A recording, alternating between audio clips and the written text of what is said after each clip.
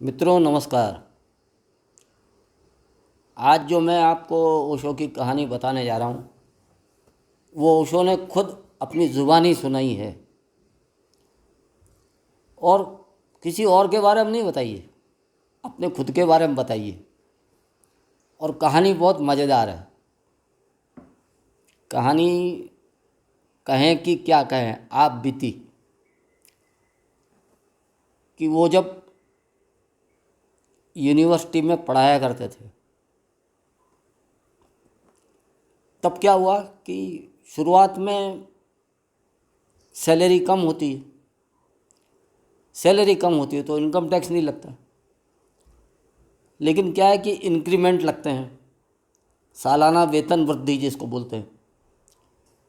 तो ऐसे करते करते कभी न कभी तो आप इनकम टैक्स के दायरे में पहुंच जाते हो। तो वो इनकम टैक्स के दायरे में तो उनके ऑफिस ने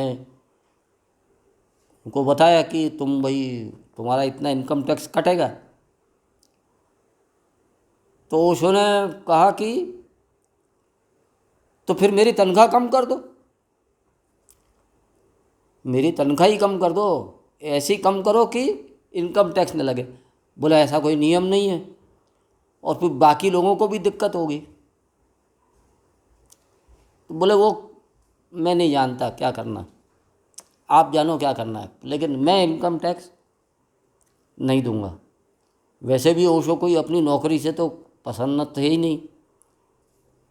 और प्रसन्न क्यों नहीं थे? क्योंकि नौकरी नौकरी होती है। उन्होंने बताया कि मैं तो मालिक आदमी हूँ, मैं तो मालिक हूँ, और मालिक कौन सा इनकम टैक्स देगा? जब मैं ही नियम बनाने वाला हूँ तो मैं काहे को इनकम टैक्स दूँ? इनकम टैक्स वो दे जो नौकर हो, और नौकरी मैं करना नहीं चाहता। तो या तो आप तनख्वाह कम कर दो कि इनकम टैक्स न लगे, या फिर मेरा ये त्याग पत्र पकड़ो। अब वो कुलपति या जो भी होंगे वो बड़े परेशान हो गए। बोले ऐसे कोई नौकरी छोड़ देता है क्या? ये नौकरी बड़ी मुश्किल से मिलती है, वो मेरे को उससे कुछ नहीं करना। मेरे को इनकम टैक्स का गणित मेरे समझ में आया भी नहीं है और लाना भी नहीं मेरे को समझ में। ठीक है, मैं इस तरह का आदमी नहीं हूँ कि इनकम टैक्स दूँ। आप मेरी तनख्वाह कम कर दो, मैं राजी हूँ। अच्छा, फिर दूसरी बात क्या करते थे ओशो? जैसा एक मालिक करता है वो वैसा रवैया बरतते थे। तो यूनिवर्सिटी बड़ी परेशान हो जाती थी जहाँ वो पढ़ाते थे। वो कह के जा बिना बताए छुट्टी पे चले जाते थे। अच्छा, बिना बताए जाए आदमी तो भी बात समझ में आती है, लेकिन ऐसा हो जाए कि अखबारों में समाचार छपे कि ओशो कलकत्ता में है या बेंगलोर में है या मुंबई में है, और यहाँ उनकी हाजिरी लग रही है सागर में या जबलपुर में, तो ये बात तो उसमें तो जो तनख्वाह देने वाले हैं वो फंस जाएंगे खुद। उन्होंने उनको समझाया कि भाई तुम ऐसा मत किया करो कि तुम यहाँ वहाँ हो और बता रहे हो कि छुट्टी ली नहीं तुमने, तुमने कोई छुट्टी का आवेदन ही नहीं दिया। अब छुट्टी का आवेदन वो दे जो नौकरी करे।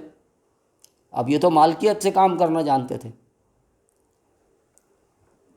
तो उन्होंने पूछा अरे तुम ऐसा करते हो, तुम वहाँ रहते हो, अखबार में समाचार छपते हैं, हम क्या बोलेंगे इस बात के बारे में? तो ओशो ने एक बड़ी मज़ेदार मज़ेदार बात बोली। उन्होंने कहा भारत जो है चमत्कारों का देश है, यहाँ हर कदम पे चमत्कार होते हैं।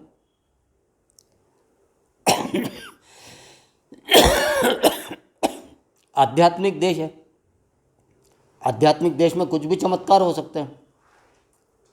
बोले मतलब क्या कहना है? बोले मैं शारीरिक शारीरिक रूप से तो यहाँ हूँ, लेकिन आत्मिक रूप से मेरी आत्मा जो है वो कलकत्ता में है। अब ये फंस गए, बोले इसको साबित कैसे करेंगे हम, ये बात कोई साबित होने वाली नहीं है। बोले इससे मुझे कुछ नहीं लेना देना, ये तो चमत्कारों का देश है। तो ऐसी मज़ेदार बात। और फिर आखिर उन्होंने नौकरी, जैसा कि उनको छोड़ना था, वो छोड़ ही दी। दूसरी कहानी में इसी संदर्भ में, एक संदर्भ बोलो या कुछ और बोलो, कि वो एक छोटे मोटे व्यापारी के साथ कलकत्ता गए। वो छोटा मोटा व्यापारी था जो कट पीस कपड़े आते हैं वो उनको खरीदता था और जबलपुर में बेचता था। वो उनके साथ थे, लेकिन वो ओशो के साथ कहीं कलकत्ता में साथ में पहुंच गए। लेकिन ओशो ने मजाक किया। मजाक ये किया कि जहाँ ठहरे थे, जहाँ उनको रुकना था, वो एक बड़ा, वहाँ का बहुत बड़ा व्यापारी था। उस व्यापारी ने पूछा, ये आपके साथ कौन आए हैं? तो ओशो ने कहा कि ये मौनी बाबा हैं। बोले मतलब? बोले ये 30 साल से इन्होंने कोई बात ही नहीं की है।